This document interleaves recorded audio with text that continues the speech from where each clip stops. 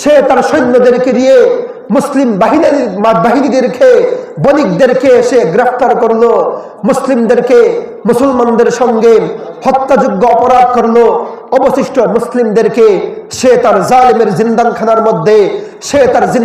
মধ্যে আবদ্ধ করলো। ইতিহাস বলে এই জালিমের জিন্দানখানার মধ্যে এক নির্যাতিতা এক বোন ছিল, এক যুবতী মেয়ে ছিল। সে আবেগ ভরা কণ্ঠে, সে ভয়ে থরথর করে কাঁপতেছিল যে কোনো সময় তার ইজ্জত লুণ্ঠিত হতে পারে। সে তার ওড়নাকে কাগজ বানিয়ে, রক্তকে খালি বানিয়ে সে একটা চিঠি লিখে গোপন মারফতে মানুষের হাতে হাতে পৌঁছে দিল সোনার প্রাণকেন্দ্র মক্কা এবং মদিনা হেজাজের গভর্নর হাজ্জাজ ইবনে ইউসুফের হাতে। মুহতারাম হাজরিন, হাজ্জাজ ইবনে ইউসুফের হাতে চিঠি গেল।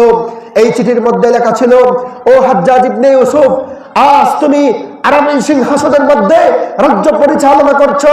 ও হাজ্জাজ ইবনে ইউসুফ, আজ তুমি আরামের বিছানার মধ্যে ঘুমাচ্ছ, লজ্জা করে না?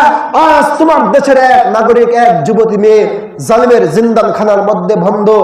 যখনই হাজ্জাজ ইবনে ইউসুফ এই চিঠি পড়লো, চিঠি পড়ার পরে তার আরামের ঘুম হারাম হয়ে গেল।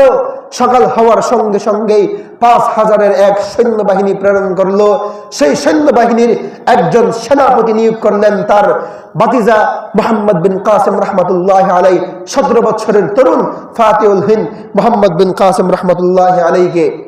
মুহতারাম হাজরিন, ইতিহাস বলে মুহাম্মদ ইবনে কাসিম রহমতুল্লাহ আলাই এসে ভারতের সিন্ধু প্রদেশের সেই খাড়া, সেই জেলখানার সেই থালাকে ভেঙ্গে ঘুরিয়ে দিয়ে আমার ওই নির্যাতিতা মুসলিম বোনকে, তার ইজ্জতকে হেফাজত করে আল্লাহ পাক রব্বুল আলামিনের দিকে শাহাদাতের আঙ্গুল তুলে বলেছিলেন যে কদ আদাইতু ফরিদাতি, আমি আমার দায়িত্বকে শেষ করলাম, আমি আমার দায়িত্বকে খতম করলাম।